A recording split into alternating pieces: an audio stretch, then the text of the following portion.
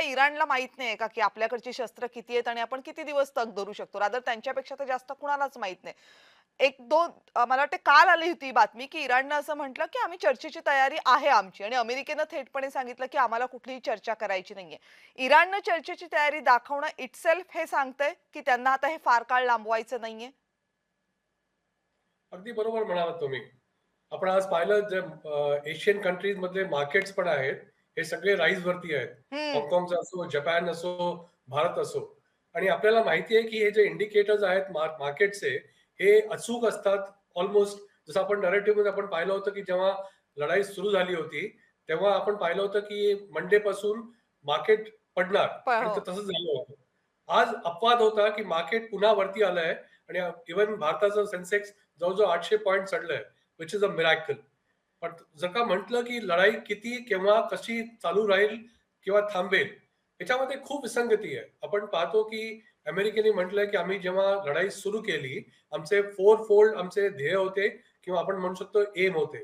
Number 1 आणि number 2 होतं की इराणची नेव्ही आणि आर्मीला संपवायचं. हं. नंबर 3 होतं इंटरकॉन्टिनेंटल बॅलिस्टिक मिसाईल आणि न्यूक्लिअर त्यांचा प्रोग्राम ह्याला संपवायचं. आणि नंबर 4 होतं, की जे खाडी देशांमध्ये अलॉंग इस्रायल जितके राष्ट्र आहेत, जिथे त्यांनी ऍक्सिस ऑफ रेझिस्टन्स तयार केला इराणनी इस्रायलला त्रास द्यायला किंवा त्यांच्या एक्झिस्टन्सच्या अगेन्स्ट कारवाई करायला, हे त्यांनी संपवलं पाहिजे in terms of monetary, physical, moral, weaponry आणि फंड्स.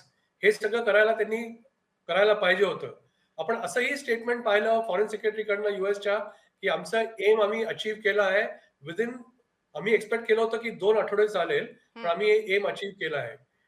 ती ओनस आता कम्प्लिटली लाईज विथ इराण, की इराण काय रिॲक्शन करतं. हं. आणि जसं आपण पाहतोय की त्यांचं नेव्ही नेव्ही नेव्ही ऑलमोस्ट संपुष्टात आणली आहे. जवळजवळ 20 फ्रिगेट्स त्यांचे संपवले आहेत. एक सबमरीन पण डिस्ट्रॉय केली आहे, which is a very large amount of navy. असं म्हणता येईल की नेव्ही कम्प्लिटली नस्तनाबूत झाली आहे. आजच्या तारखेला आर्मीकडे पण तेवढी ताकद नाहीये, कारण हं. लेवल्स खूप कमी आहेत. आपण जर का पाहिलं, की जे पॉवर इंडेक्स आहे, हं. अमेरिकेचा नंबर 1 आहे. भारत पण काउंट होतो, नंबर 4 वरती येतो. इराण जवळ-जवळ 14 टू 16च्या मध्ये येतो.